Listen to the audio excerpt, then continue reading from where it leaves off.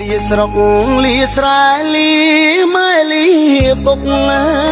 យដើម្បីថ្ងៃមុខ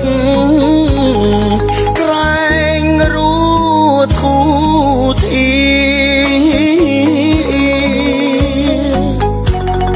ទៅ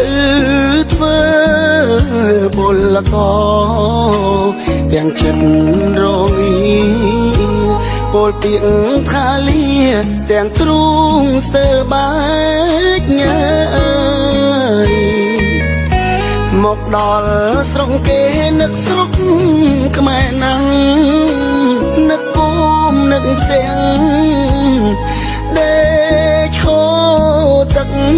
ភ្នែកការងារធ្ងន់ស្រាលខំមិនអល់ឯងព្រោះចង់ឃើញ